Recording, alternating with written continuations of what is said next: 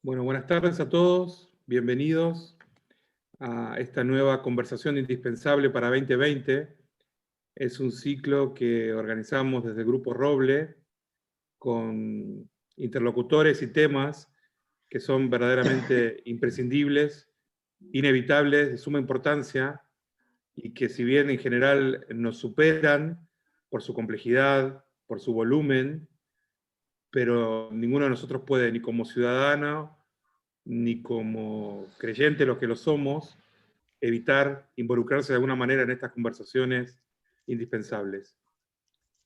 La de hoy está organizada por nosotros, el Grupo Roble, y por Sabia Crianza, que es un espacio multidisciplinario que está representada por su fundadora, Natacha Dargayoli, que va a tomar la palabra más adelante.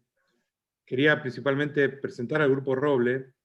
Nosotros somos un grupo de miembros y amigos de la Iglesia de Jesucristo de los Santos de los Últimos Días, que tenemos como propósito común el fomentar la participación de nuestros hermanos y hermanas y de todo aquel ciudadano de cualquier país de Sudamérica que comparta nuestros valores en la arena pública. Hacemos en nuestras tareas y actividades especial énfasis en la preparación, la capacitación y la ampliación de oportunidades para que hagan esto mujeres y jóvenes en general. No representamos, si bien somos miembros de la Iglesia, no representamos a la institución Iglesia de Jesucristo de los Santos de los Últimos Días formalmente, aunque colaboramos con ella y algunos miembros de nuestro grupo sí tienen esa responsabilidad. Tal es el caso de Alfredo Salas, que es el representante de la Iglesia para Argentina, Brasil, Paraguay, Uruguay y Chile. El cargo formal de Alfredo es director de comunicaciones para el área Sudamérica Sur. Una cosa que quiero comentarle a las personas que nos acompañen y no son de nuestra fe, es que los sacerdotes de nuestra iglesia pueden y deben, de hecho, desarrollar una actividad laboral y profesional más allá de sus responsabilidades eclesiásticas. Y ese ha sido el caso de Alfredo, que ha trabajado, es un empresario experimentado en el sector tecnológico, habiendo ocupado durante décadas cargos de responsabilidad a nivel regional en Sudamérica para empresas internacionales como WordPerfect, Novell y Autodesk. El trabajo actual, yo ya lo mencioné, es director de comunicaciones de la Iglesia de Jesucristo para el Cono Sur, pero durante su servicio eclesiástico fue presidente de misión y destaca 70 de área, y en todas sus tareas profesionales, privadas o eclesiásticas, ha promovido el diálogo interreligioso e intercultural. Y eso le ha permitido, entre otras posibilidades, tener un contacto estrecho con el doctor Albino, que ha permitido que esta reunión se lleve a cabo. Alfredo es graduado de la Universidad de Buenos Aires en Ciencias de la Computación y tiene una maestría en Administración de Negocios de la Universidad de Brigham Young y vive con su esposa Élida en Buenos Aires. Alfredo, te dejo unas palabras de bienvenida. Bueno, doctor Albino, gracias por aceptar esta invitación. Le queremos decir que había mucho interés cuando empezamos a distribuir la invitación. Muchos preguntaban, ¿puedo invitar? ¿Puedo invitar a otros? Por supuesto que la invitación era abierta y nos da mucho gusto que nos honre con su presencia. Cada filosofía religiosa, cada orientación religiosa tiene sus propias tradiciones, ¿no? Los cristianos creemos en Jesucristo, seguimos su modelo y rescatamos de él sus atributos, sus virtudes y algunas de sus actitudes que nos marcaron, que las hemos visto cuando él vivió en la tierra. Es muy, para aquellos que estudian su vida, es evidente el amor que Cristo tenía por los niños. Y es evidente la preocupación y la manera en que él se refería a los niños y la responsabilidad que le otorgaba a los adultos sobre el cuidado de los niños. Por eso nosotros, como cristianos, y sabemos que usted también lo es, valoramos y apreciamos la manera en que usted cuida de los niños, que ha hecho de una carrera que podría haber sido exitosa en otros aspectos, le ha dedicado tanta cantidad de tiempo y lo vemos motivarse con gozo cuando cuenta, abrimos un nuevo centro, llegamos a más niños, estamos entregando más alimentos, estamos ayudando a combatir la desnutrición. Así que seguimos, tomamos su ejemplo, nos alienta, le agradecemos por la influencia que usted es. Usted va a ver que hay varios jóvenes que están participando de esta charla, están muy interesados así que nos convoca mucho su ejemplo y lo que usted hace. ¿Eh? Gracias por dedicarnos este tiempo. Muchas gracias. Muchas gracias. Bueno, ¿algo más? Gracias, Alfredo. Sí, doctor, quería presentar a una coterránea y a una fan. No sé si existe el club de fans del doctor Abel Albino, pero si existiera, ahí hay un personaje que ya sería... Sí, exactamente. Yo diría que hasta sería peligroso para su integridad física, porque la admiración... pero permítame, si bien ustedes, quizás si usted abre la ventana la puede ver, porque está en Mendoza, y yo en Buenos Aires. Permítame presentársela. Natacha es técnica universitaria en ceremonial y protocolo y fundadora de Sabia Crianza, un espacio multidisciplinario dedicado a acompañar a las familias en las crianzas de sus hijos. Ella misma es madre y ha desarrollado una tarea muy interesante, separando verdaderamente la paja del trigo en lo que tiene que ver con la crianza de los recién nacidos, quitando lo superficial y valorando lo indispensable. Yo voy a dejar que ella en algún momento exprese mejor su tarea, pero una característica muy importante de Natacha es que ella es una conectora. Ella busca conectar a profesionales que comparten el idealismo que tiene usted, doctor, generalmente profesionales de la salud, pero también de las ciencias sociales, o todo aquel profesional que esté dispuesto a colaborar en la gran tarea de cuidar, y esto no es un comentario político, a los únicos verdaderamente privilegiados, incluso por el Señor Jesucristo, que son los niños. Así que Natacha es joven, tiene 31 años, y te dejo el tiempo a vos para que sigas con la presentación del doctor. Gracias. No sé si puedo agregar algo más a todo lo que dijiste. Bueno, primeramente quiero agradecer al Grupo Roble por permitirme ser parte de la organización de esta charla. Sabia Crianza comparte varios de los principios que promueve el doctor Abel Albino, a quien admiro y respeto muchísimo. Les comparto solo un pequeño resumen de su valioso currículum. El doctor Abel Albino es maestro normal nacional, médico recibido en la Universidad de Tucumán, pediatra doctor recibido en la Universidad de Chile, doctor en medicina recibido en la Universidad Nacional de Cuyo, tiene 7 doctorados honoris causa, es miembro de 6 academias y presidente y fundador de la Fundación CONIN, cooperadora para la nutrición infantil. Gracias, doctor, por acompañarnos, y antes de darles su tiempo, queremos pedirle a todos los participantes que dejen sus preguntas por el chat. Trataremos de responderlas todas, y al finalizar, recuerden que una buena pregunta tiene 2 características fundamentales: es corta y termina con un signo de interrogación. No quería dejar pasar esto, que siempre lo menciona Gabriel.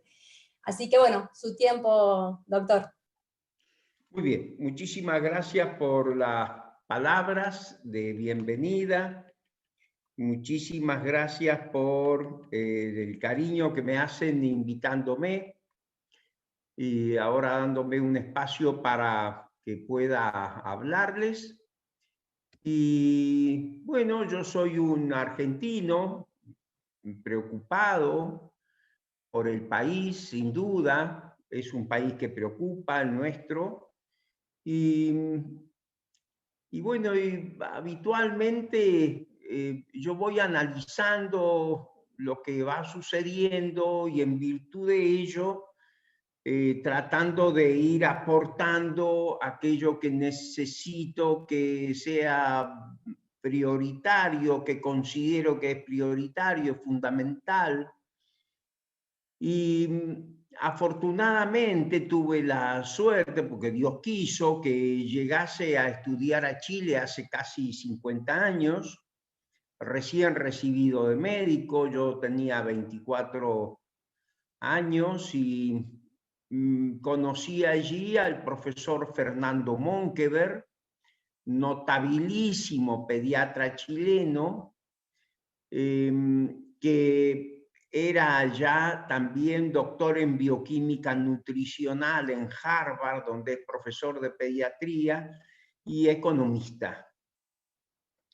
Este hombre se preparó para dar el salto que dio, y yo vi un Chile en el suelo hace 50 años, y 35 años después vi un Chile exitosísimo, con muchos problemas que tendrán que solucionar, tienen inconvenientes, sin duda, no es que sea Tokio, pero es sorprendente lo que hizo Chile en 35 años. Por ejemplo, cuando yo llegué, la pobreza era del 50%. Nosotros estamos con 40.6 de pobreza. Y dicen que vamos a llegar al 60. Y después caería esa curva. Ojalá se equivoquen y no pasemos del 40. Pero cuando yo llegué a Chile, la pobreza era el 50%. Hoy tienen el 8%. Los desnutridos eran el 63% de los chicos que nacían. Hoy tienen el 0.2%. El ingreso de un chileno era $400 al año. Hoy ganan 25.500. Había 4 universidades. Hoy hay 48. Vivían 38 años. 38 años. Hoy viven 80 los varones y 83 las mujeres. Exportaban 500 millones de dólares. Hoy 110.000 millones de dólares. Es otro país. Y encima crecieron en los últimos 25 años 12 centímetros y medio. Pregúntenle, por favor, a cualquier persona que haga deportes, sobre todo deportes infantiles. Por gusto, yo conocí en Entre Ríos hace 2 años a un seleccionador de jugadores de fútbol.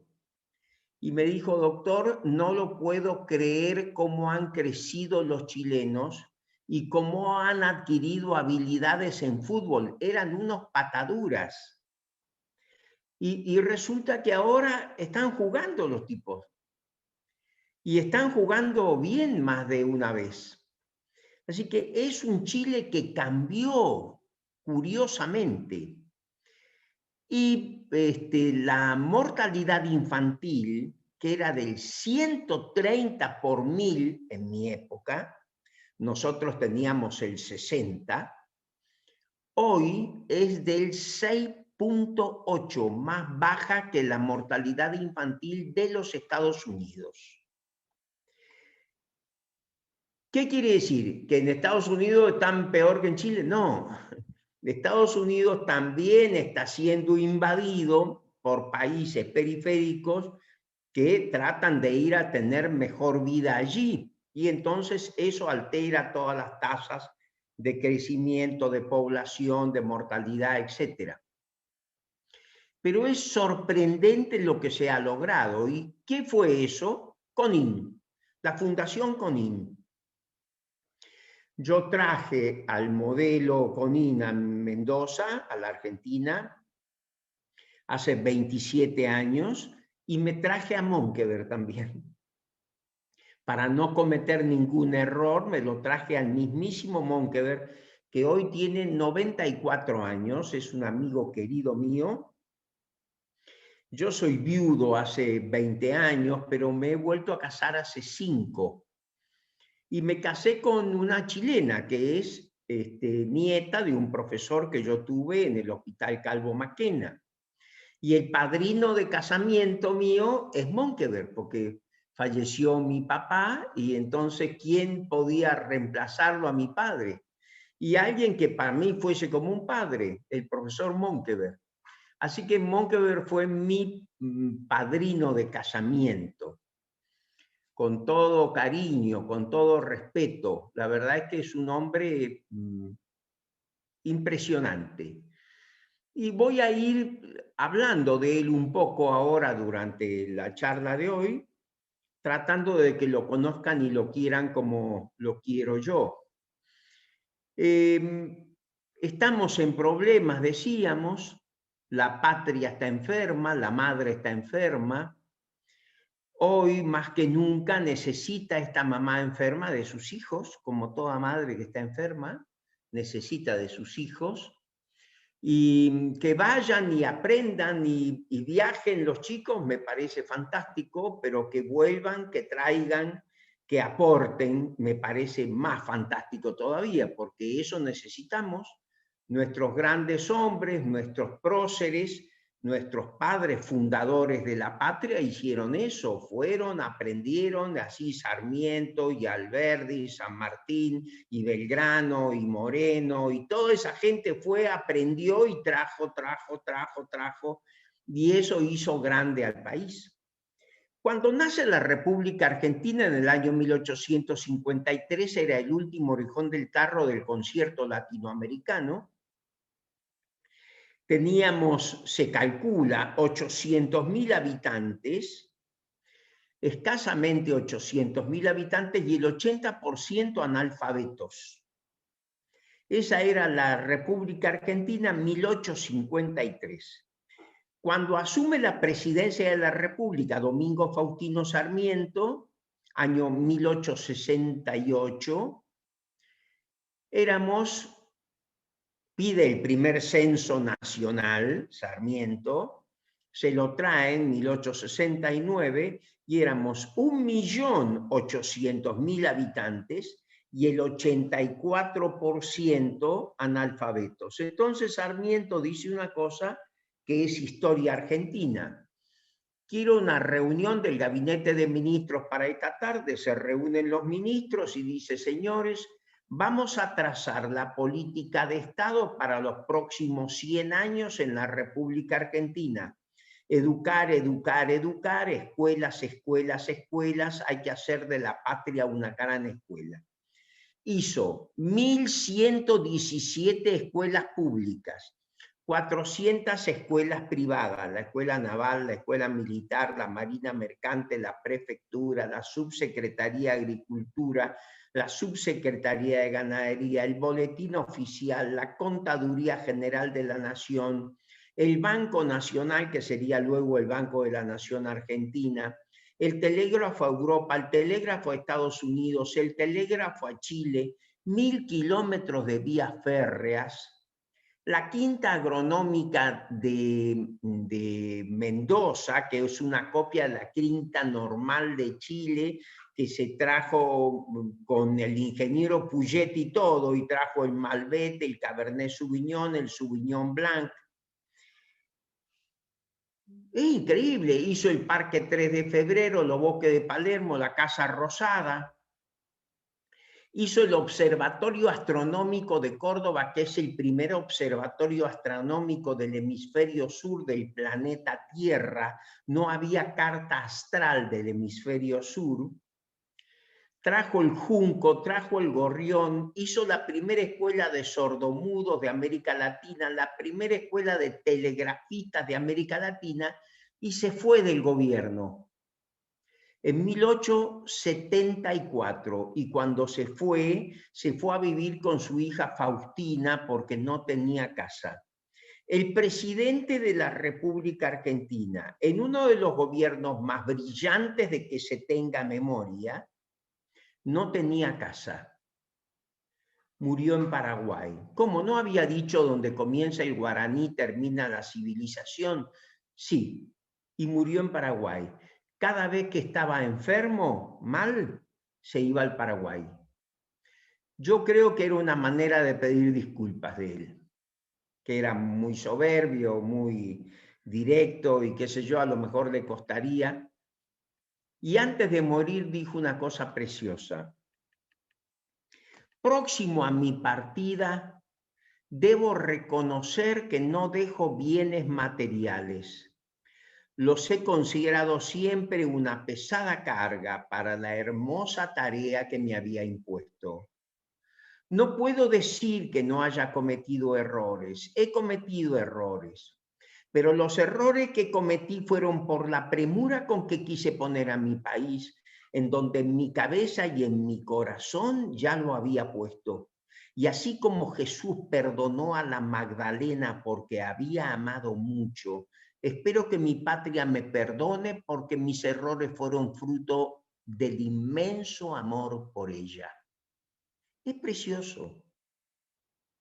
Yo estaba en Paraguay hace unos años, un domingo a la mañana, y fui a misa muy temprano, a las 8 de la mañana. Y cuando llegué, salía la gente de la iglesia. Entonces le dije, ¿a qué hora empieza la misa? No, me dijeron, ya terminó. ¿Y a qué hora empezó? A las 7 de la mañana. ¿Y a qué hora hay misa de vuelta? A las 9 de la noche, porque el calor es tan tremendo, ¿eh? Es tal el calor que, bueno, la gente vuelve a las 12 horas después, vuelve recién a la iglesia. No se puede durante el día estar allí. Entonces volví al hotel caminando y pasé por la Escuela Argentina, donde dice Escuela Argentina, Domingo Faustino Sarmiento, hay que hacer de la patria una gran escuela, escrito en letras de bronce en la pared, una pared blanqueada con cal y un busto de Sarmiento. Y me quedé agarrado de la reja mirando y digo, ¿cuánto le debemos a este hombre nosotros? ¿Nos damos cuenta lo que le debemos? ¿Cómo lo criticamos a este hombre nosotros? ¿Cómo le pegamos? ¿Cómo decimos cualquier barbaridad? ¿Realmente advertimos lo que decimos? ¿Pesamos, medimos el tamaño de la lengua que tenemos? ¿Por qué lo odiamos tanto? ¿Por qué razón lo odian tanto? ¿Por qué hay un programa en televisión para denigrarlo? Eso yo no lo había visto en mi vida, pero para denigrar a Sarmiento sí. Es sorprendente. Les enseñan a los niños a odiar. Les enseñará a alguien a querer, a respetar, a acariciar, a abrazar, a contener.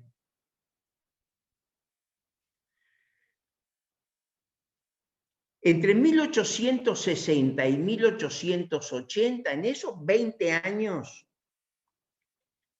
aparecen 3 padres fundadores de la República Argentina.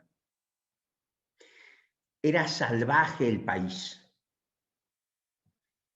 En el año 28, Nicolás Avellaneda pudo ver, no digo que lo haya visto, pudo ver a su padre, la cabeza de su padre, Marco Avellaneda, prestigioso político argentino, abogado tucumano, clavado en una pica y colgado de un árbol en la Plaza 9 de Julio, en la Plaza Independencia, la masacre de Metán.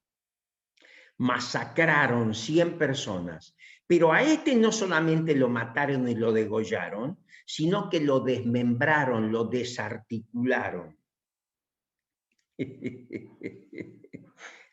Eso es salvaje. Eso es salvajismo en estado puro.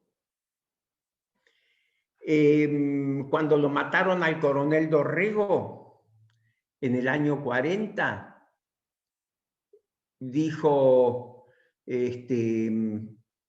Lavalle, hemos fusilado al coronel Dorrego por orden mía. Esa era la comunicación. ¿Qué es eso? Eso es de bestias. Bueno, aparecieron 3 gobiernos. El gobierno de Mitre, del año 62 al 68, Sarmiento del 68 al 74, Avellaneda del 74 al 80, en que asume Roca. Esos fueron los padres fundadores de la República Argentina.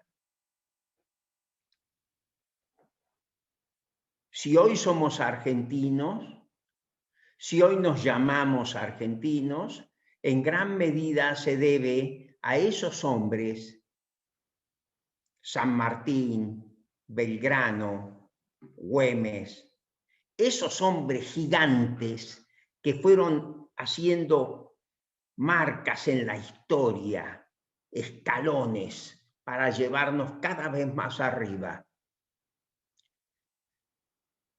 Si en 1880, cuando asume Roca, que había incorporado ya 15.000 leguas cuadradas, o sea, una superficie gigantesca que la había liberado de indios y la había incorporado a la sociedad económicamente activa de la época, y dice Félix Luna que si un hombre de 20 años veía la República Argentina en 1880 y volvía 30 años después, cuando ese hombre de 20 años tenía 50, 30 años después, en 1910, iba a pensar que había ido a otro lugar, que lo habían llevado a otro destino, que no era la República Argentina que conoció.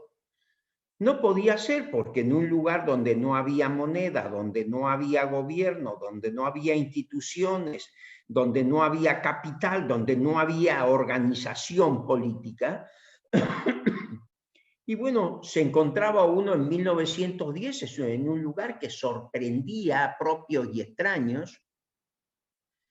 Einstein dijo, ¿cómo han hecho en tan poco tiempo para atraer? Dice, primero para liberar el país y después para traer Francia aquí a Sudamérica. ¿Cómo han hecho para traer esto? Se quedaba la gente boquiabierta con el crecimiento sorprendente de la Argentina. Son notables las crónicas de la época, cuando Georges Clemenceau, que viene como embajador extraordinario y plenipotenciario de Francia para los 100 años de la República Argentina, dice él, qué cúpulas, qué bosques, qué parques, qué palacios, qué gente culta y bien vestida. Todo está por hacerse allí, pero se hace a velocidad. El jardín botánico, no he conocido en mi vida nada que lo supere, todas las especies botánicas del mundo. El jardín zoológico, ni el zoológico alemán supera al de Buenos Aires. Pero lo que más me llamó la atención, dice, es que la Policía Federal de la provincia de Buenos Aires toma las impresiones digitales que tenemos en las extremidades de los dedos y fue la única policía federal del mundo que reconoció los cadáveres en un accidente naviero en Málaga. O sea, antes de viajar la gente dejaba las impresiones digitales registradas en la policía de la provincia de Buenos Aires, y cuando se produjo este accidente fue la policía y reconoció sus cadáveres y se trajo los cadáveres argentinos de ese accidente tremendo de barcos. Esto lo tenemos que copiar urgente en París, decía. Y otra crónica que llama la atención es la de Borges, que dice, advertíamos que estábamos en una provincia creciente, de un país creciente. Todo era fiesta, todo era magnífico, todo era alegría, todo era conciertos y flores y carruajes, era una cosa fantástica. Y bueno, hasta el cometa Halley pasó en 1910. Había pasado en 1835, cuando nació Mark Twain, el escritor inglés, y él había dicho, no me quiero morir sin ver ese cometa con su cola luminosa y preciosa por el cielo, y pudo cumplir ese deseo porque pasó en 1910 y Mark Twain murió 3 o 4 meses después de que pasara el cometa. Así que pudo verlo. Y decía Borges, ser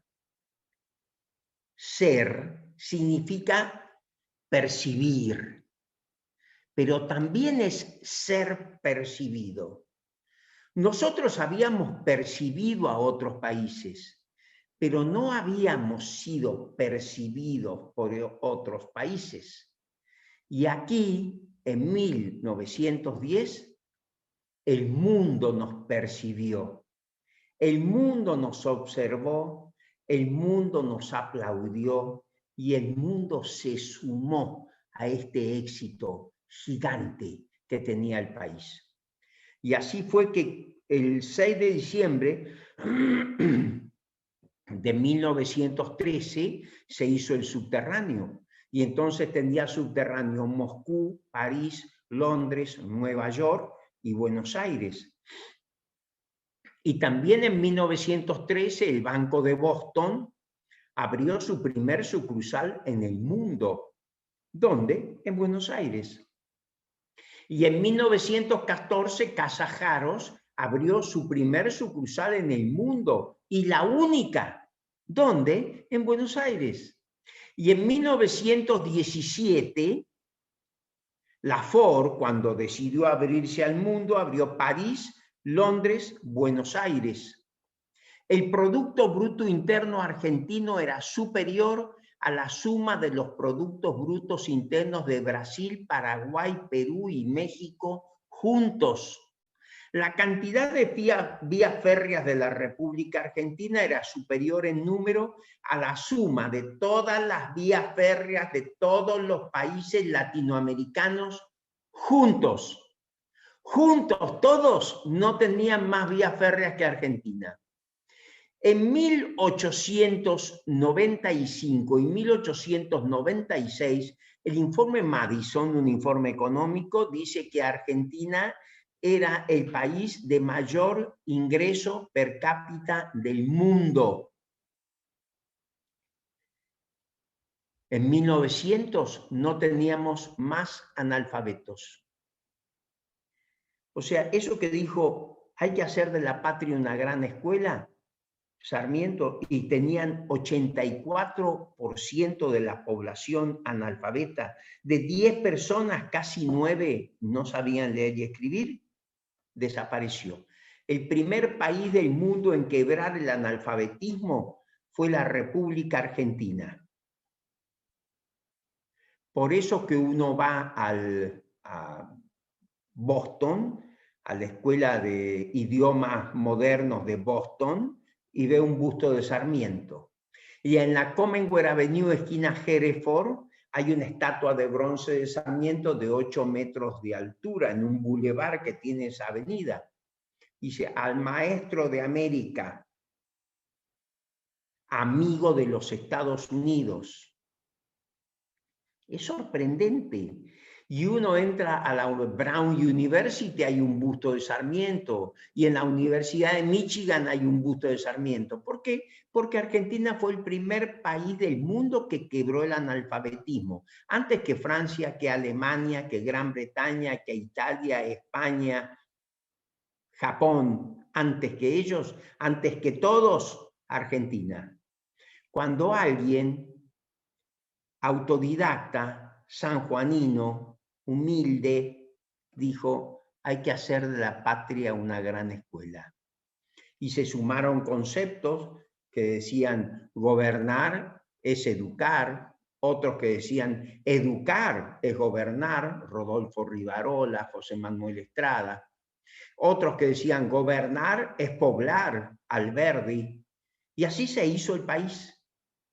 Y ese fue el asombro del mundo, así nos llamaban, el asombro del mundo. Y nos siguen llamando el asombro del mundo porque nadie entiende cómo nuevamente nos caímos. Nadie entiende muy bien eso.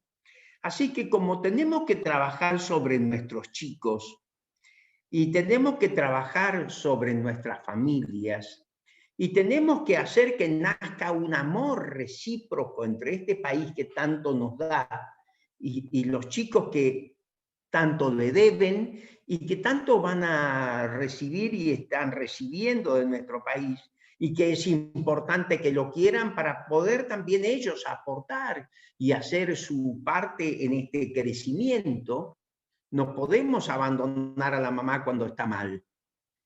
Si no, es muy cómodo todo. Ah, no, ahora está mal mi mamá. Bueno, entonces, arreglátela, mamita. Mucho gusto, encantado de conocerte. Cuando estés bien, vuélvanme a llamar, porque yo vine a disfrutar nada más. Yo no vine a aportar nada. Vengo a disfrutar. Como no puedo disfrutar porque estás enferma, entonces volveré cuando esté sana. Eso no es correcto. Lo correcto es que pongamos todos el hombro y entre todos levantemos el país. Y levantemos la familia, que son las células de la sociedad. La familia, la familia, la familia. La única escuela de humanidad que existe. ¿Dónde aprende un varón a ser varón si no es mirando a su padre? ¿Dónde aprende una mujer a ser mujer si no es mirando a su madre? ¿Dónde se aprende a respetar a un anciano si no se tuvo un abuelo? ¿A un bebito si no se tuvo un hermanito o un sobrinito? ¿O a un enfermo si no se vivió en ese ámbito? La familia, patrimonio de la humanidad. Lean el documento de Aparecida, donde el cardenal Bergoglio, que sé que es amigo de muchos de ustedes, pone estos conceptos que le dieron notoriedad antes de ser nombrado papa. Bueno, ¿qué problemas tenemos entonces nosotros que es bueno que solucionemos? Y bueno, tenemos que entender que tenemos desnutrición infantil. La principal riqueza de un país es su capital humano. Y si ese capital humano está dañado, el país no tiene futuro. Repito, la principal riqueza de un país es su capital humano. Y si ese capital humano está dañado, el país no tiene futuro. Es así de simple el tema. Y así de complejo.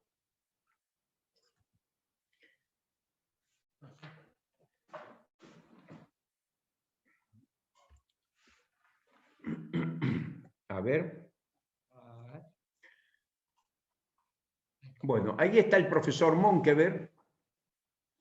Así lo conocen. Esta foto tiene unos 14, 15 años porque la hicimos cuando lanzamos un libro que se llamaba Desnutrición, el mal oculto, porque es un mal oculto, nadie se da cuenta que existe, pero existe, y nos daña y nos perjudica enormemente. Bueno.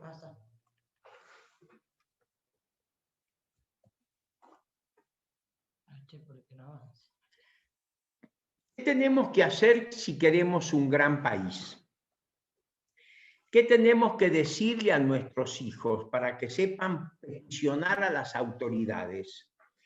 ¿Qué tenemos que pedirle a nuestros representantes nosotros si queremos una gran nación?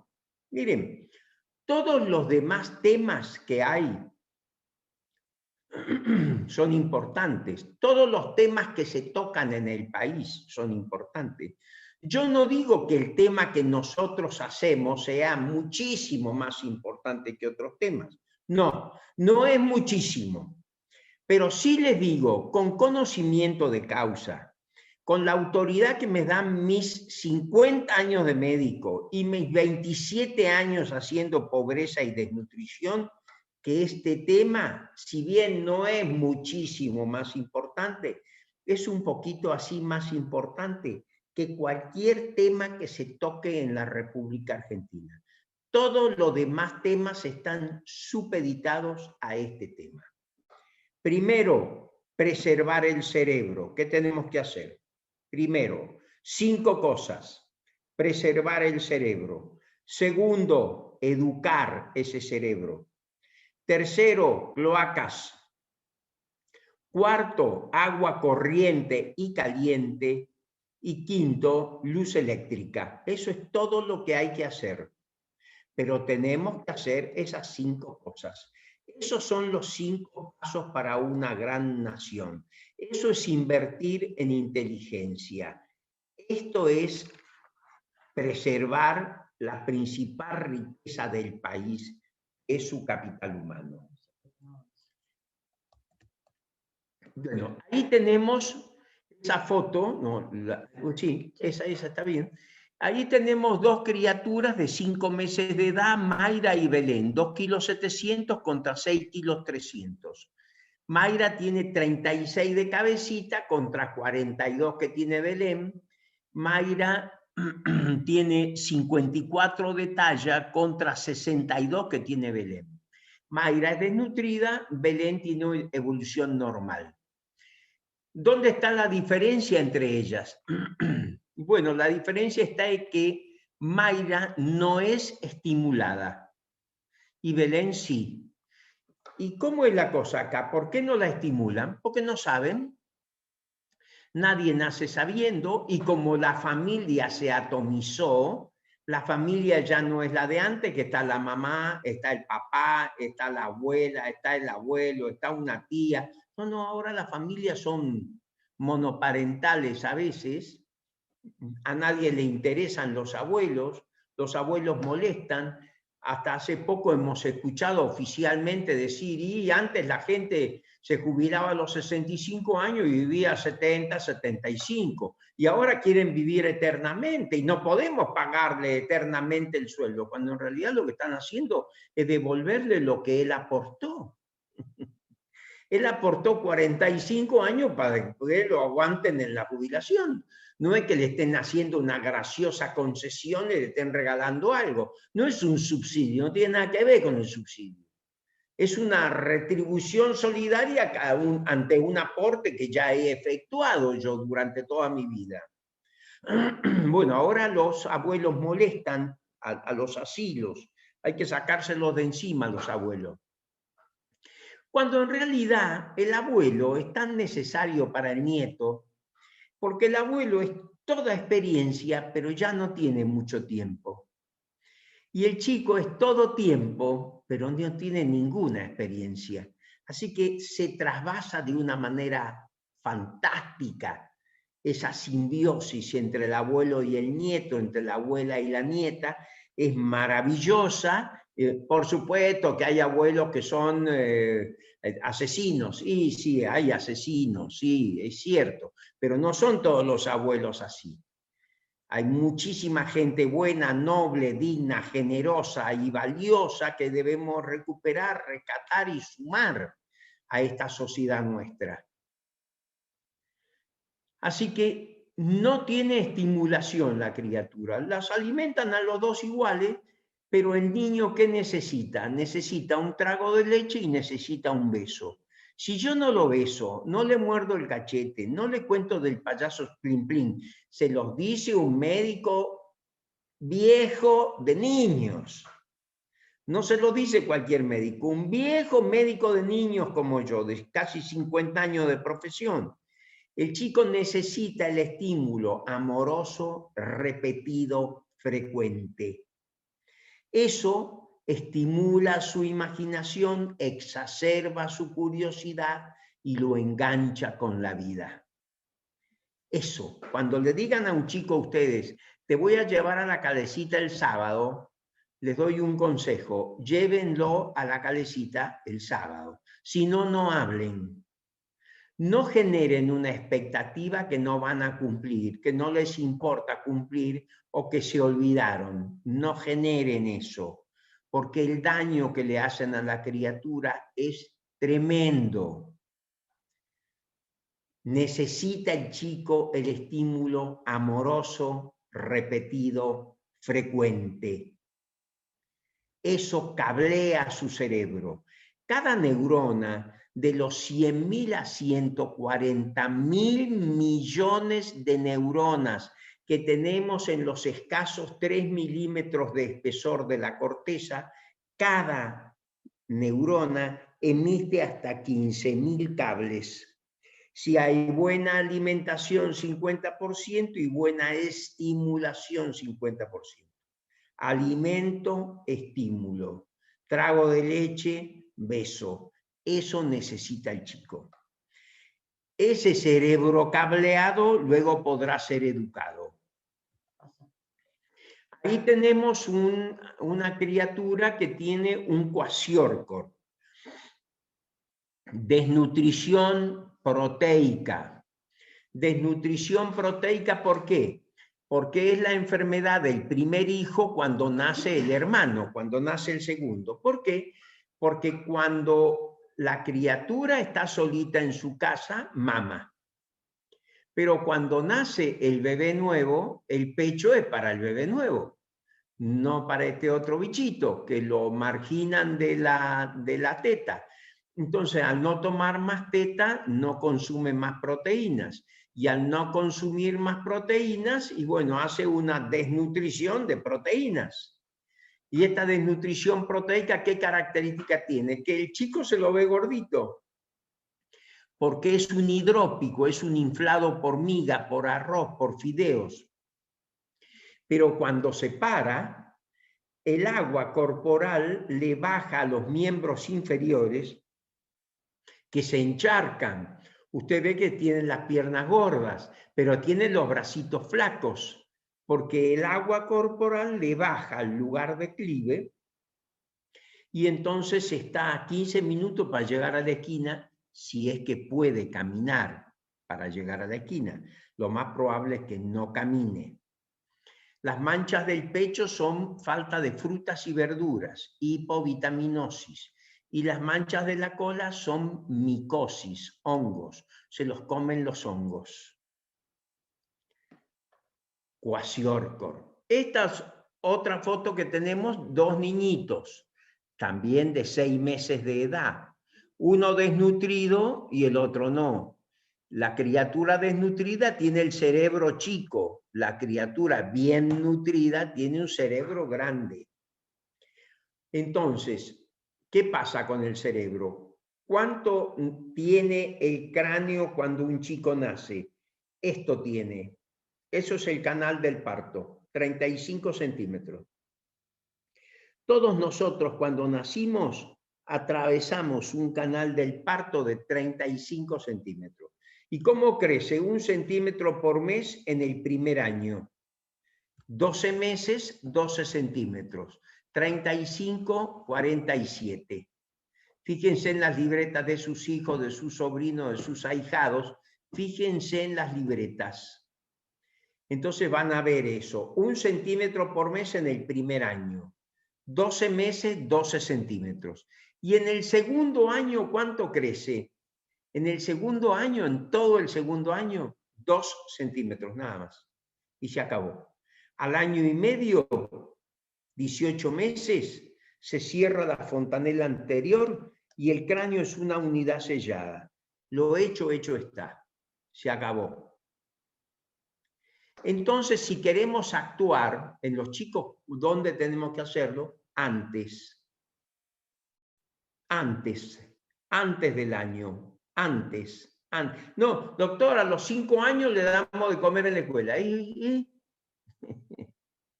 ¿Para qué sirve?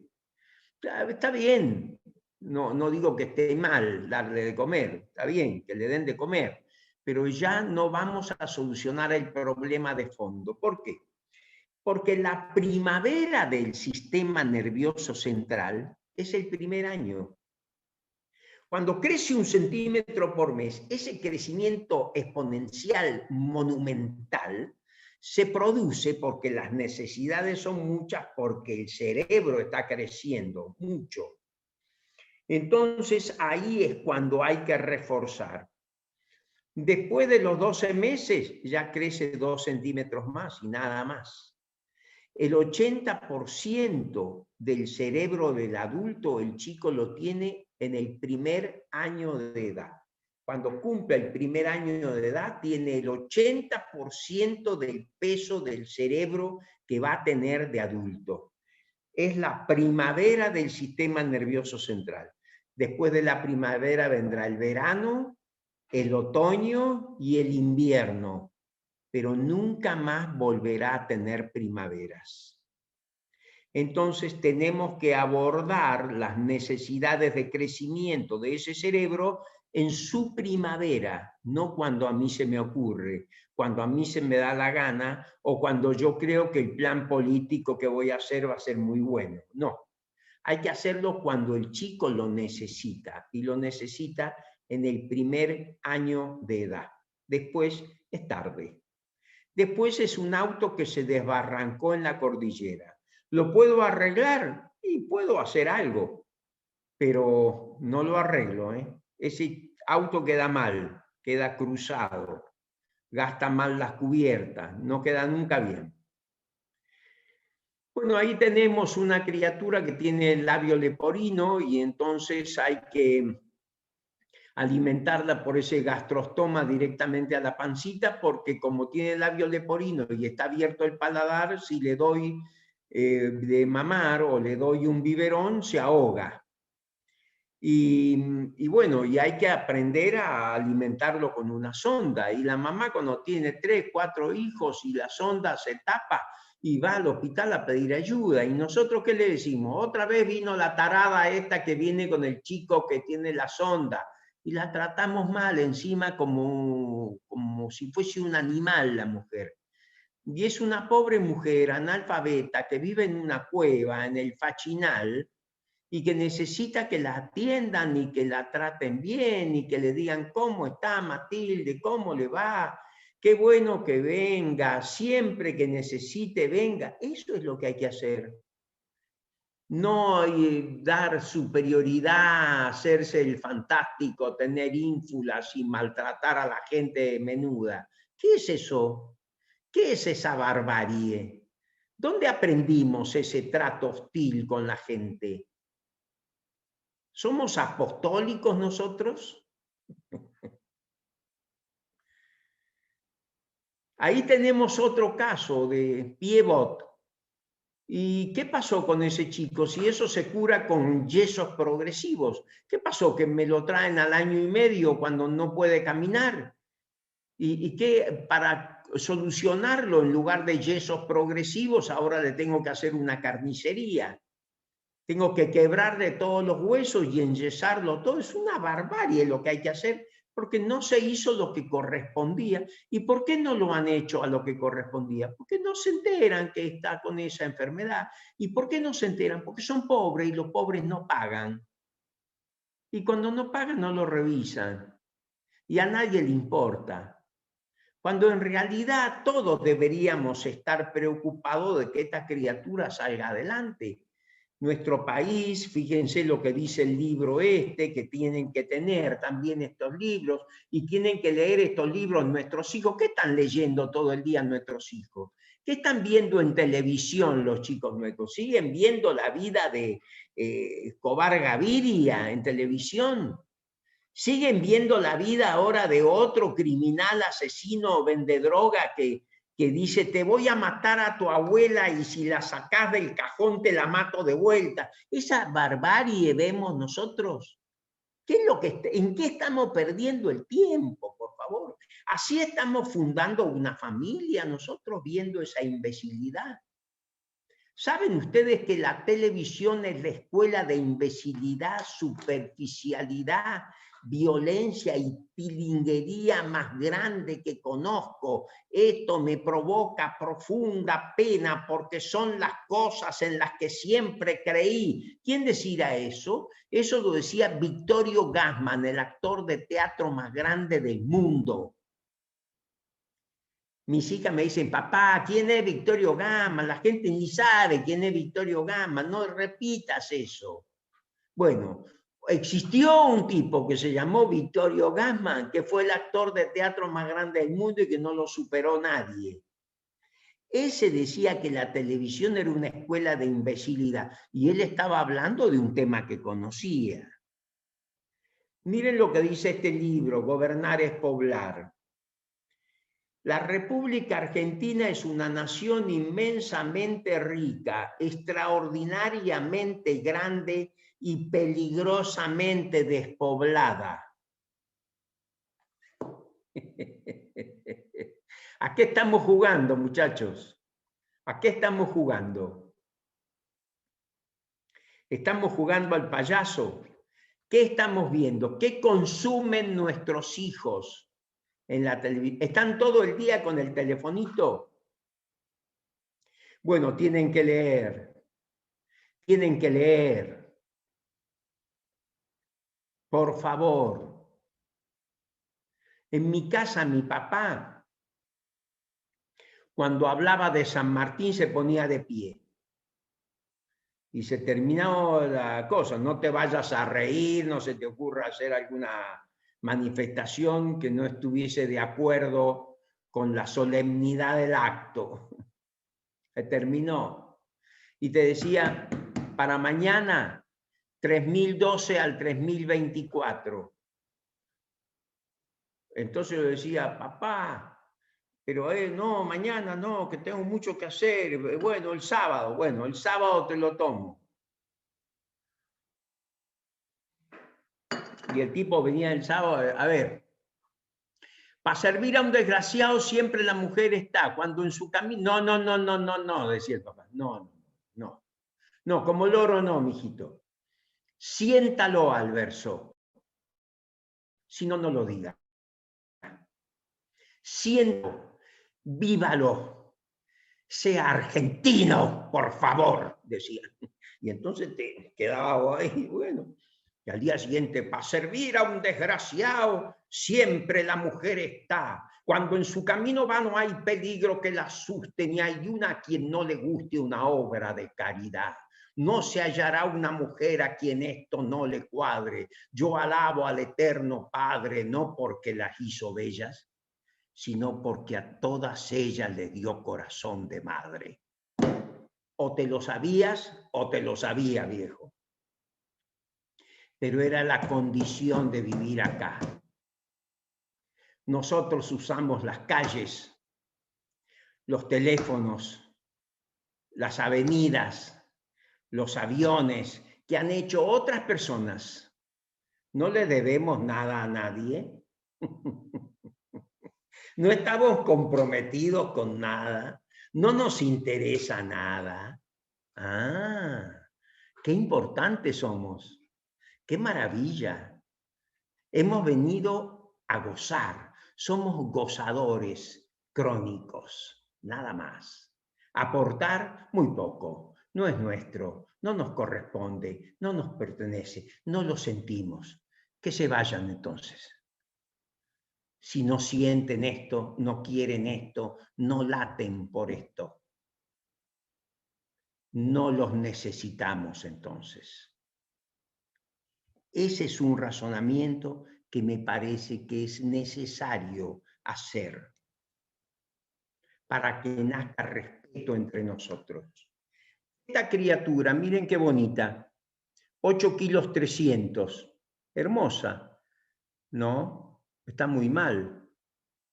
Tiene 2 años, tendría que pesar 12 kilos, no 8. Le faltan 4 kilos. Es una desnutrida severa, miniatura.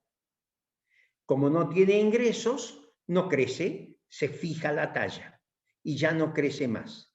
Y cuando vuelva a una dieta normal o relativamente normal, porque le dieron un plan, como ya no crece, se ensancha, engorda. Por eso dicen, no, doctor, no tenemos desnutridos en las villas nuestras, tenemos obesos.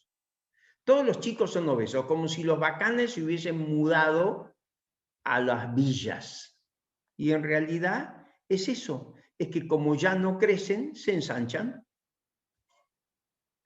Ahí tenemos leprechaunismo, síndrome de Donoghue, una criatura que tiene una desnutrición secundaria a un problema genético ligado al cromosoma 19. Desnutrición primaria, le falta comida, desnutrido secundario, el que tiene una neuropatía, una cardiopatía, una nefropatía, una hepatopatía, una enfermedad genética, metabólica o inmunológica y secundariamente es desnutrido. Aquí tenemos a esta criatura que es baja talla crónica, tiene 13 años, está al lado de nuestra asistente social que parece un gigante. Y el chiquito, un enanito. Decimos tiene 8 o 9 años. No, tiene 13.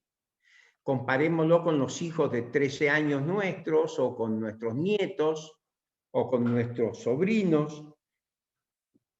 Aquí está al lado de su mamá y ya se emparejan las alturas. Y la mamita ya es gordita. ¿Por qué? Porque comen hidratos de carbono. ¿Qué comen los pobres? Hidratos de carbono. ¿Qué comemos cuando no tenemos un mango en la casa? Fideos, arroz, farináceas, harinas. ¿Qué comemos cuando tenemos plata? Lomo veteado, costilla, asado. Entonces ellos comen, cuando comen, hidratos de carbono. Yo me meto en sus ranchos y me siento en sus camas y observo lo que comen, cuando es tiempo de papa, papa, cuando es tiempo de cebolla, cebolla, cuando es tiempo de ajo, ajo, almuerzan ajo, merendan ajo, cenan ajo, desayunan ajo, y cuando no es tiempo de nada, nada. Yo he visto chicos que abren la lata de pan cuando hay pan y hacen como que comen, la tapan y se van a dormir. Yo he visto chicos en Mendoza, República Argentina, la cuarta ciudad de la República Argentina, dormir en un pozo en la tierra tapados con perros, porque no tienen ropa de cama, no tienen ropa de abrigo, no tienen estufa y tampoco tienen techo porque es un nylon. Se tapan con sangre caliente. Como se tapan con perros, tienen parasitosis. Como tienen parasitosis, tienen anemias, y como tienen anemias, no sirven para nada en la escuela. 3 chicos de 13 años. El del medio es hijo de un chacarero, el único que pudo estudiar. Los demás no. ¿Y a dónde van esos chicos? A la cárcel. Usted está diciendo que los pobres son delincuentes. No, yo no he dicho eso. Yo digo dónde van. Porque un día los llama un tipo y le dice: che, ¿vos te llamás Zapallito? Sí, yo soy. Dice el niñito, que es un angelito, pobrecito. Entonces le dice un hombre muy bien vestido: ah, muy bien, ¿no tenés trabajo? No, no, señor. Muy bien, entonces yo te voy a dar trabajo. Uy, el chico encantado. Y le dicen: lleva esta bolsita al tercero 8 de ese edificio y te van a dar 500 pesos y te quedás con 50 vos. Entonces todos los días tiene 2 o 3 mandados y 2 o 3 veces 50 pesos. ¿Qué tal? ¿Y él qué sabe que es delivery de droga? Él sabe que lleva una bolsita y le pagan. Y ese señor tan bueno le da 50 mangos por cada bolsita. Cuando lo detienen porque se perdió una bicicleta en el edificio y lo han visto entrar 200 veces al chico, entonces ya es sospechoso. Entonces lo detienen, lo llevan a una colonia de menores y esa noche lo matan. Porque hay que matarlo para que no hable. Esa es la historia. El 80% de los chicos en América Latina no terminan la escuela primaria, el 80% de los presos en las cárceles de Buenos Aires no tienen la primaria completa. Ahí van. Y nosotros todos los días que podemos vemos una película nueva sobre los narcos, el ángel de no sé qué, el ángel del no sé cuánto, todas esas historias donde estos criminales, asesinos, violadores, desfachatados, hacen cualquier cosa con los niños, que son todos soldaditos de la venta de droga, en toda América Latina. Y nosotros dejamos que todo el mundo vea eso. Inclusive le tenemos simpatía al personaje. Ahí tenemos la neurona de un niño de 2 años de edad que murió en un accidente de auto. La neurona es la unidad funcional del sistema nervioso central, así como el ladrillo es la unidad funcional de la pared o la baldosa es la unidad funcional del piso. La neurona es la unidad funcional del sistema nervioso central. Esta es la neurona de un chico de 2 años de edad que murió en un accidente de auto. Es un árbol florido. Esta es la neurona de un desnutrido, es un terreno quemado. ¿Podré yo en este mundo globalizado y competitivo insertarme cuando tengo el 40% de la población debajo de la línea de pobreza? No, no hay salida. Mientras no solucionemos este problema que es capital, prioritario, primario. Ahí tenemos una transiluminación del cráneo. Si apoyo una luz potente en la cabeza de un niño normal en una habitación oscura, la luz difunde 1 centímetro, 1,5 centímetros. Si repito la operación en la cabeza de un desnutrido, se enciende como un foco porque es pura agua. ¿Cuál podrá estudiar de los dos? El que tiene cerebro. Segundo, educarlo. ¿Cuál es la gravedad seria de la pobreza extrema? Es la falta de vocabulario. ¿Cuánto tiene de vocabulario una madre de una zona marginal? 180 palabras. ¿Cuánto maneja cualquiera de nosotros diariamente de los 85.000 vocablos de la lengua más usados? De los 250.000 vocablos que hay, manejamos, los más usados son 80.000. Y diariamente nosotros utilizamos unos 15.000 más o menos. Bueno, ¿cuánto maneja una madre marginal? 180 palabras. ¿Y el niñito cuántas maneja? 40. Entonces, cuando la maestra dice, saquen una hojita que vamos a hacer con plastilina o un dibujito de Walt Disney, y el pibe no sabe qué dijo la mujer. Repitencia, deserción, se va. No le da la cabeza, doctor. Claro que le da. Si a todos nos educan, si a todos nos estimulan, si a todos nos alimentan, si a todos nos vacunan, si a todos nos sacan los parásitos y nos sacan los perros de encima, y todos tendríamos que medir lo mismo y rendir lo mismo en la universidad. Llegar a la universidad y aportarle al país, devolverle al país lo que el país nos dio.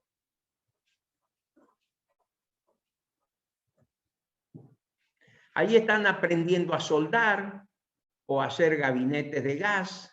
Ahí están aprendiendo a cocinar o a jugar con juegos que son caros. No podemos comprarle un juego a cada uno, pero sí uno para todos. Cloacas.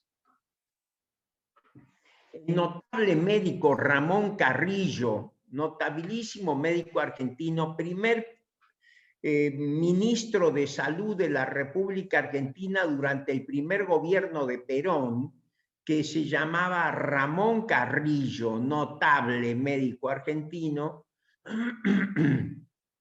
decía, los hongos, los virus y las bacterias como causas de enfermedad son pobres causas al lado del daño gigantesco que produce la falta de cloacas.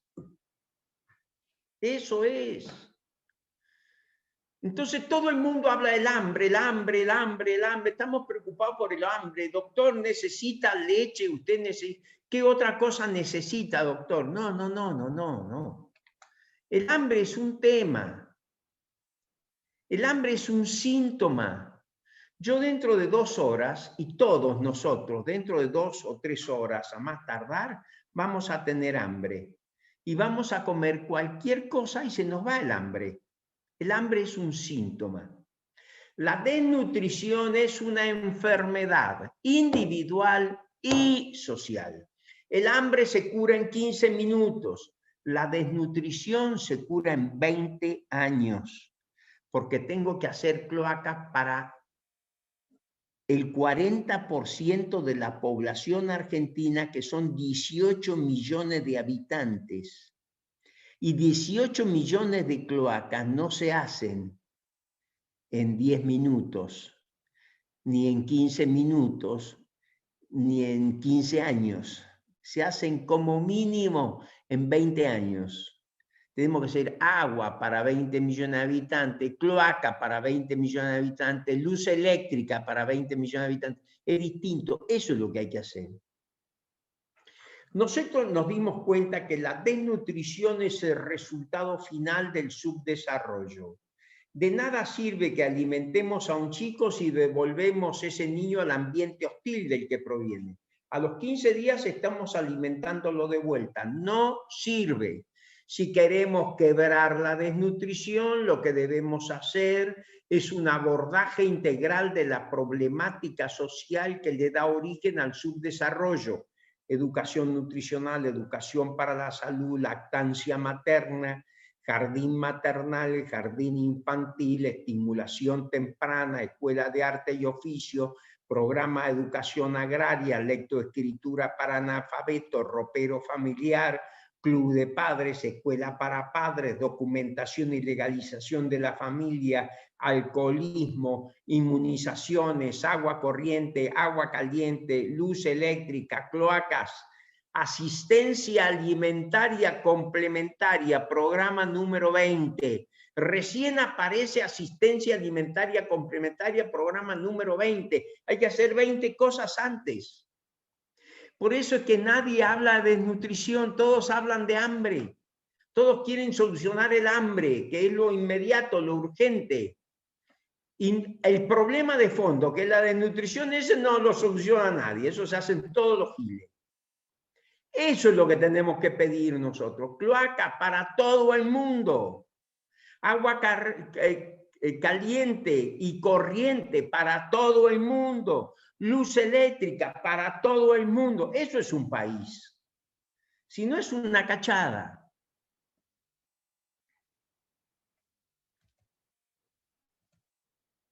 Miren el agua podrida. Con mis amigos de Rotary vamos y entregamos unas pastillas potabilizadoras de agua y un hombre grande de mi edad se pone a llorar cuando le damos agua limpia en un vaso. Me dice, es la primera vez en mi vida que voy a tomar agua limpia en el Chaco, impenetrable, Argentina.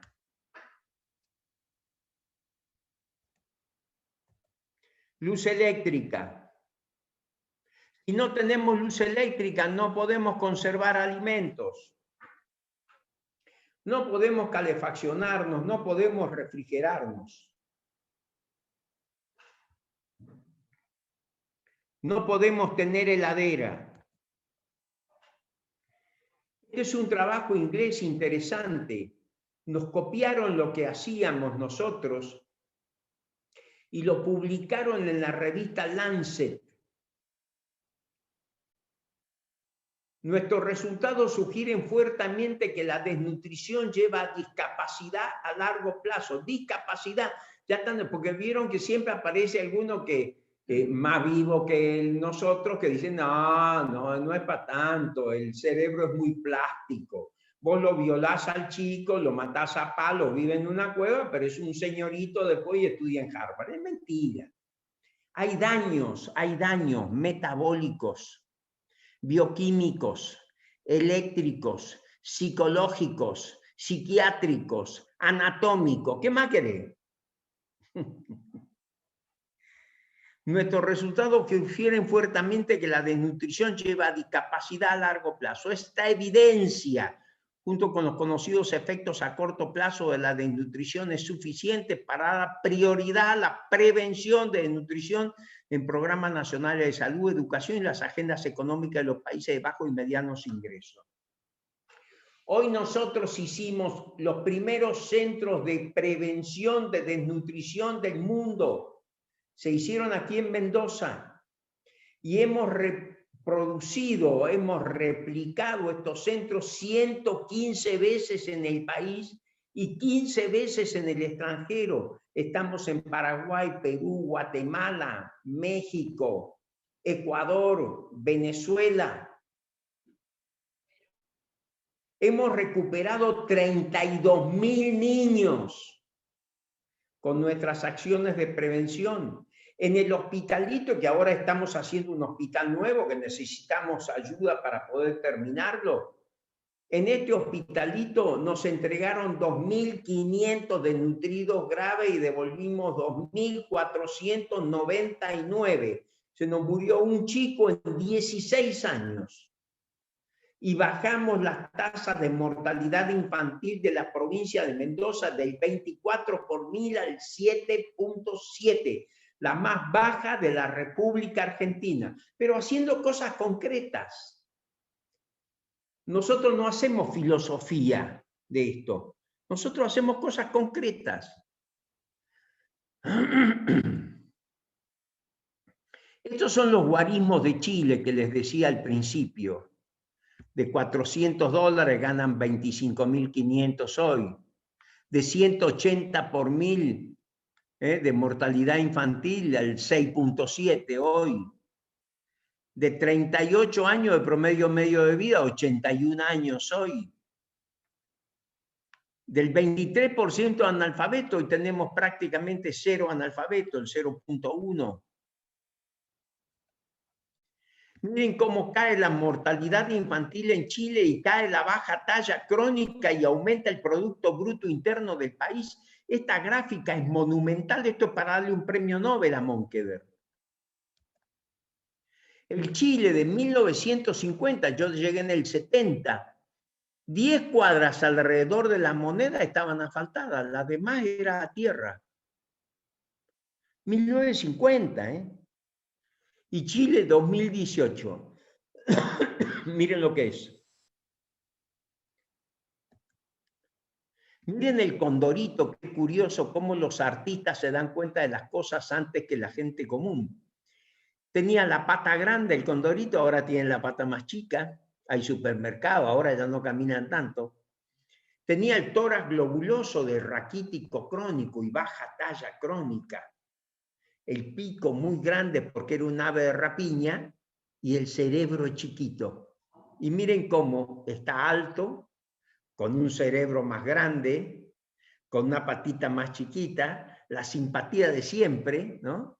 Pero cómo le creció el cerebro, se le achicó el hociquito, no hace falta tanto, y está muy simpático y ya no es más globuloso su tórax de raquítico crónico. Aquí está el descenso de la mortalidad infantil en Mendoza y lo que queremos. Chicos felices, por favor. Muy bien. Ahí estoy en África, ¿no? Con mi esposa. Y aquí estamos los chicos baja talla, todos. Y aquí hay un niño, pobrecito, en Misiones, salió en el diario La Nación esta foto, tomando agua de un charco, un niño. Nosotros somos los adultos de la sociedad. Nosotros tenemos que dar soluciones. Ellos no pueden dar soluciones, pobrecitos. Ellos tienen que sufrir nomás las vicisitudes. Pero para eso estamos. Piececitos de niño, azulosos de frío. ¿Cómo os ven y no os cubren, Dios mío? Piececitos heridos por los guijarros todos, ultrajados de nieves y lodos. El hombre ciego ignora que por donde pasáis una flor de luz blanca dejáis. Que allí donde ponéis tu plantita sangrante, el nardo crece más fragante. Sed puesto que marcháis por los caminos rectos, heroicos como sois, perfectos. Piececitos de niño, dos joyitas sufrientes. ¿Cómo pasan sin veros las gentes? Muchas gracias.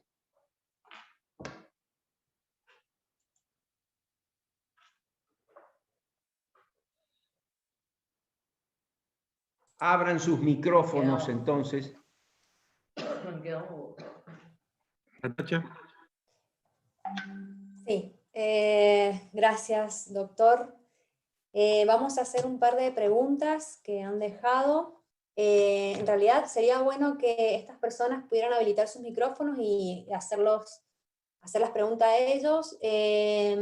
Carlos Agüero.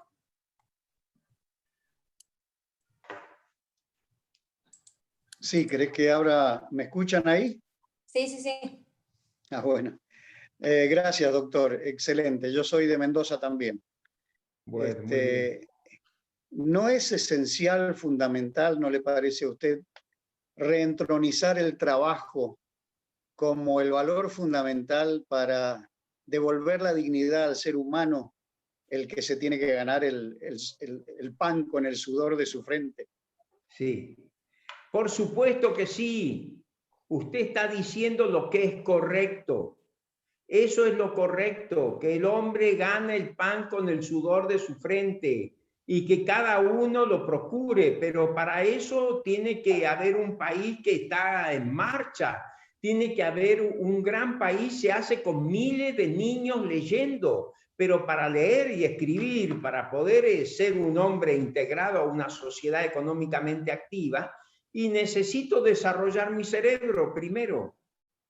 Por eso soy miembro de la Academia Nacional de Educación, porque un día me escucharon, me dijeron, doctor, pero es elemental lo que está diciendo usted. Nosotros creíamos que cuando andaba mal la educación era porque el programa era malo o porque la maestra la echábamos, no servía. Y ahora nos damos cuenta que es porque el chico no tiene cerebro, que es de antes el problema.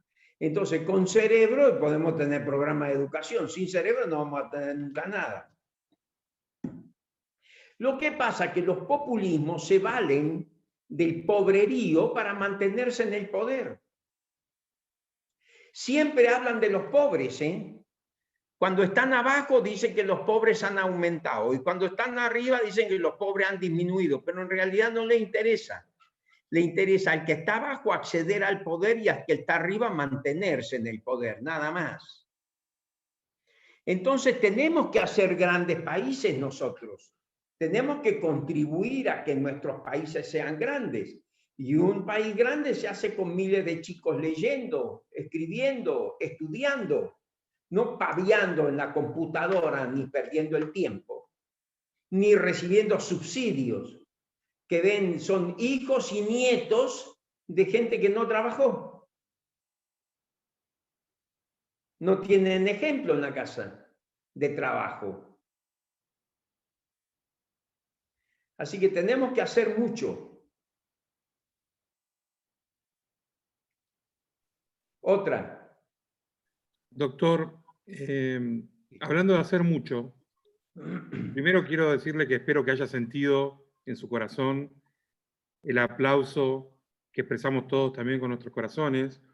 Sí, Sepa sí. que en este grupo relativamente pequeño tenemos personas de Salta y Misiones hasta Tierra del Fuego en Argentina, pero también Perfecto. tenemos gente de Venezuela, Ecuador y Colombia. Perfecto. Y algunos de ellos van a hacer alguna pregunta, pero yo quisiera hacer una pregunta quizás más personal, que sería mejor hacerlo en otro contexto y en otro momento, pero que en términos del propósito del Grupo Roble, que es fomentar la participación de jóvenes y mujeres con valores en la arena pública, es importante, porque no queremos vender una imagen idealizada, romántica de lo que es la participación pública, y tampoco queremos crear un cuco de ella, ¿no? Tiene sus costos, evidentemente, y usted los ha pagado. Entonces, mi pregunta concreta es, ¿cómo se levanta después de una temporada de ataques o de desilusiones? Porque muchos referentes se acercan a usted con sonrisa, con promesas y con grandes horizontes, y no siempre cumplen, y otros sectores directamente lo toman como punching ball. Entonces, usted, una persona que bien podría estar justificado ante Dios, ante su familia y ante muchos de sus colegas, habiendo hecho todo lo que pudo haber hecho, ¿por qué y cómo se levanta y sigue peleando? En vez de retirarse a sus cuarteles de invierno y decir, hice mi parte, allá ellos. No, mire, para mí el mundo es chico y pudiera ser mayor. Ni la víbora me pica ni quema mi frente el sol. No me mueven la aguja a mí, no me pasa nada. Yo dije lo que debía decir, dije lo que tenía que decir, dije lo que debe decir un hombre de mi formación y de mi edad. Y después aguanté los palos, tranquilamente, pero ya dije lo que debía decir. Y en alguna medida, honradamente, le digo que siento, porque me lo han dicho, que el palo que di fue bravo, fue profundo y dejó marca, dejó huella. Por eso hoy estamos hablando aquí. No hablé más, no hice más declaraciones, solamente hablo de desnutrición. Pero hay que tratar en la medida de lo posible de saber que no todas son flores y que nos va a venir y que no hay un día sin cruz, que todos los días tienen sus cruces y vamos a tener que llevarlas y vamos a tener que contribuir a la obra del Señor y ayudarle a llevar esa cruz, como el Simón de Cirene. Nos toca a veces eso en suerte. Pero yo me crié en una casa donde se amó el país. Mi papá les decía, léeme esto. Y entonces yo leía, el sol se oculta inflamado, el horizonte fulgura y se extiende en la llanura ligero estambre dorado. Sopla el viento sosegado y del inmenso circuito no llega al alma otro grito ni al corazón otro arrullo que el monótono murmullo que es la voz de lo infinito. Santos Vega cruza el llano, alta el ala del sombrero, levantada del pampero al impulso soberano.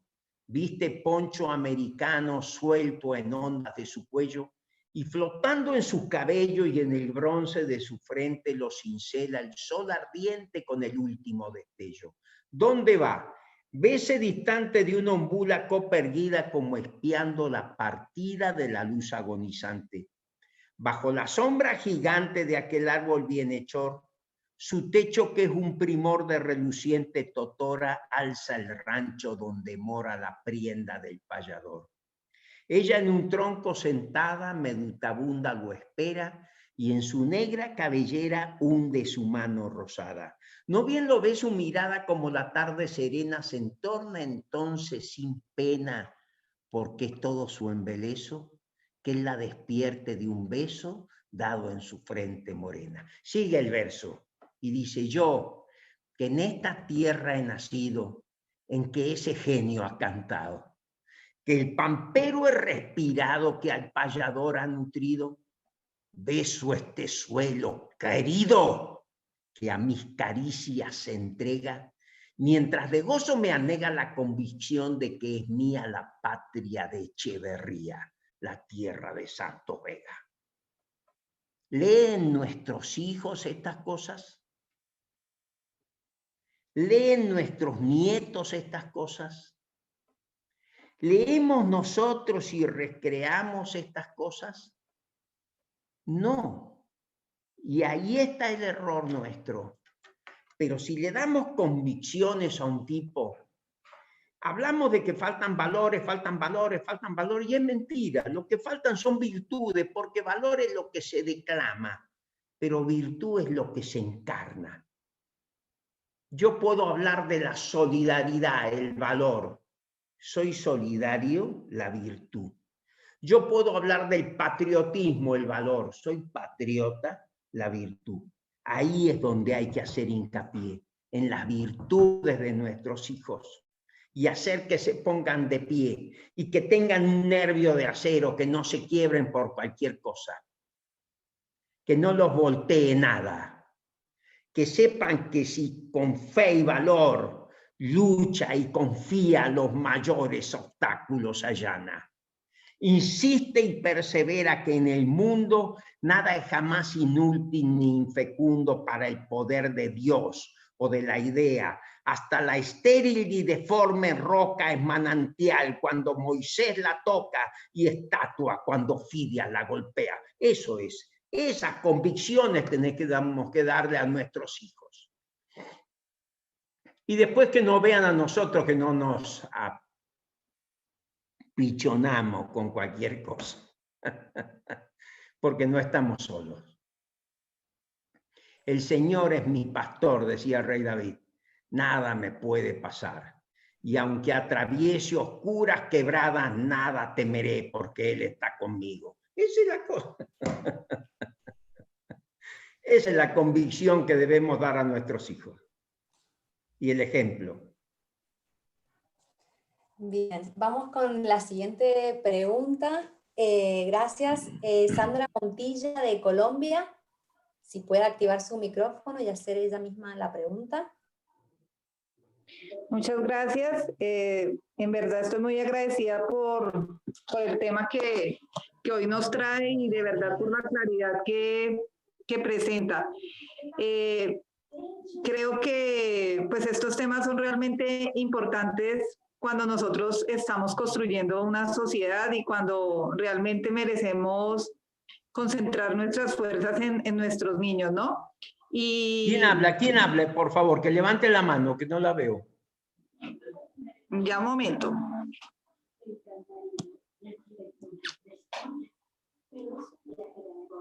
Es que me está fallando el internet. ¿Cómo está, doctor? Bueno, siga.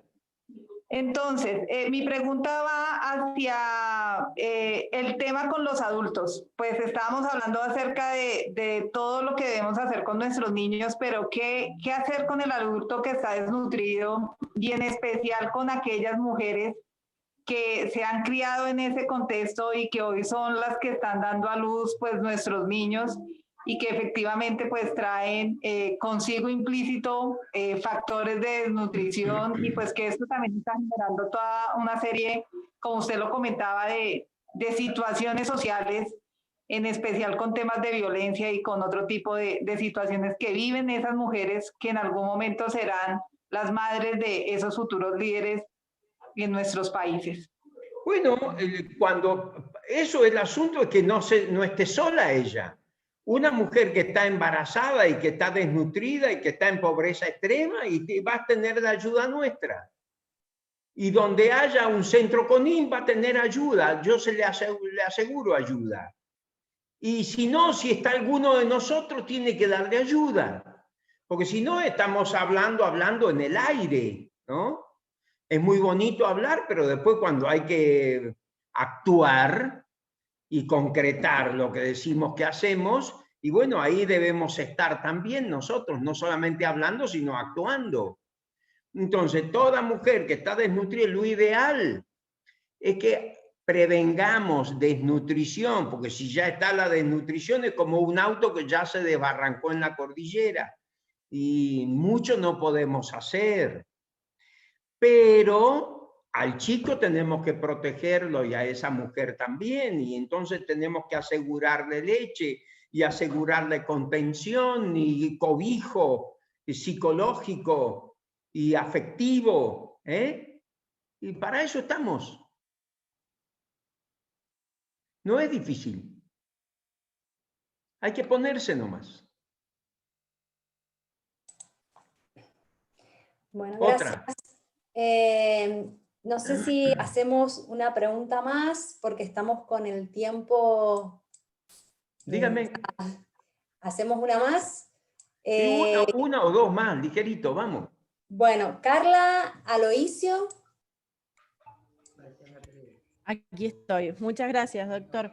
La pregunta en concreto es cómo podemos hacer nosotros como sociedad, como ciudadano a pie, para lograr que la primera infancia sea un tema de agenda pública, independientemente del gobierno de turno.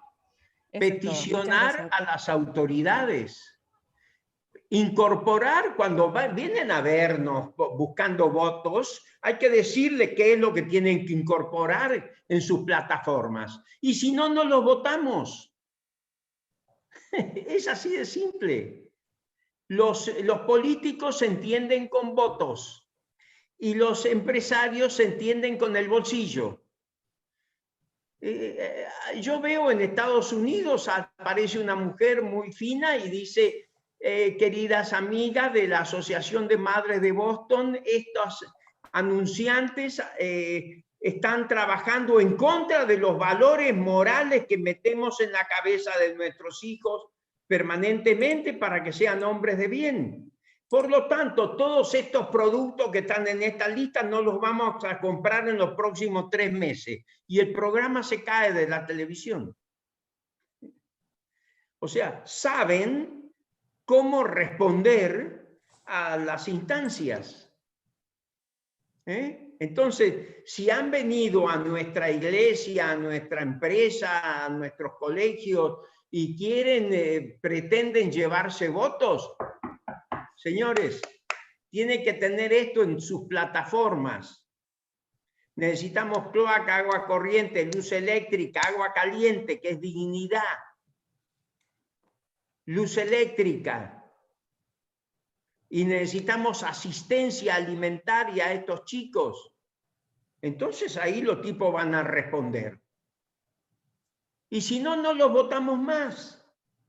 Pero nosotros tenemos, democracia es demo, pueblo, kratos, autoridad. Es la autoridad del pueblo. ¿Tenemos autoridad o no tenemos autoridad? Si entonces cualquiera nos lleva por delante, cualquiera hace lo que se da la gana y no tenemos ninguna autoridad, pues nos lo votemos y votemos solamente a aquellos que digan que nos representan realmente o que nosotros sintamos que nos representan. Y la democracia se cura con más democracia, decía Churchill. No hay otra manera. Si estamos en este sistema, juguemos este juego. Pero juguémoslo realmente. Si no nos responde a los pedidos nuestros, no lo votamos más. Se acabó. Hasta que empiecen a ser representadas las peticiones nuestras.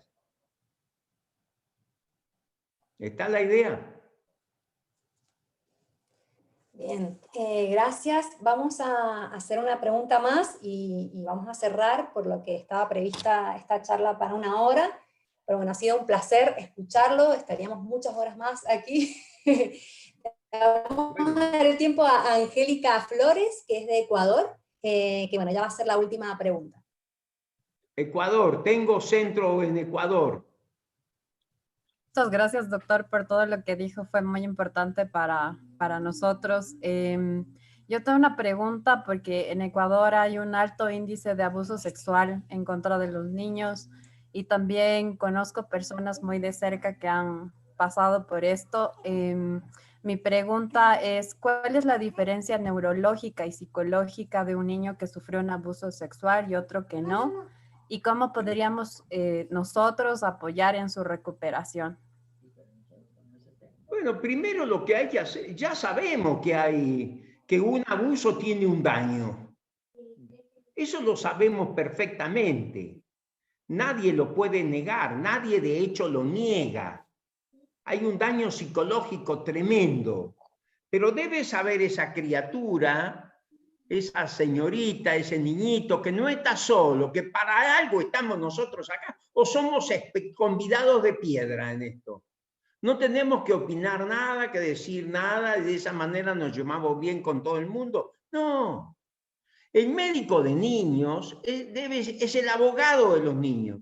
Si no sale en su defensa y en su protección, no merece ser llamado médico de niños. Empecemos por ahí. Así que los médicos de niños son el refugio seguro para ir a buscar protección para estas criaturas. Si no, somos convidados de piedra en este drama. Y no hablemos más. Porque, a ver, ¿qué le parece a usted? No. Concretamente, ¿qué vamos a hacer? Concretamente, hay que denunciar el abuso y hay que meterlo en cana. Eso es lo correcto. Mientras no podamos hacer eso, y bueno, seguirán los abusos y las cosas. Pero hay que obrar en consecuencia. ¿Qué nos pasa si es una hija nuestra?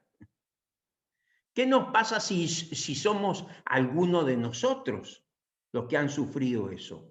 ¿Vamos a seguir mirando todo con sonrisa imbécil? ¿O vamos a actuar en consecuencia? yo creo que tenemos que obrar en consecuencia y hacer denuncias formales y escracharlo y socialmente expulsarlo a ese tipo. No puede vivir en sociedad un tipo que se burla, que se mofa, que ridiculiza la sociedad y que encima hace lo más miserable que puede hacer un individuo, que es agredir al más débil. El Señor habla de esto. Aquel que escandalizare a un niño, mal le valdría atarse una piedra de molino al cuello y echarse al mar. O sea, no existe en el Evangelio algo más severo que eso. Bueno, ¿hacemos nosotros eso? ¿Respondemos a la gravedad con un acto digno, de pie, sacando la cara por esa criatura? Mientras no lo hagamos, no hablemos entonces. ¿Está la idea? Bien. ¿Qué Muchísimas más? gracias, doctor. Esa ha sido la última pregunta. Han dejado preguntas muy interesantes, pero bueno, tenemos que cerrar. Así que en nombre de todos los presentes, agradecemos por su ejemplo, su dedicación y compromiso con la sociedad. Ha sido un placer tenerlo esta tarde con nosotros, y para todos los que nos acompañan hoy, agradecemos su participación. Seguro muchos han sido inspirados y motivados en hacer más por sus comunidades. Queremos recordarles también que el doctor tiene en venta sus libros Desnutrición, el mal oculto y Gobernar es poblar. Todos aquellos interesados en obtenerlo pueden comunicarse con el equipo organizador, el Grupo Roble o Sabia Crianza, que nos encargaremos de hacerle llegar al doctor sus contactos. Así que... Muchas gracias.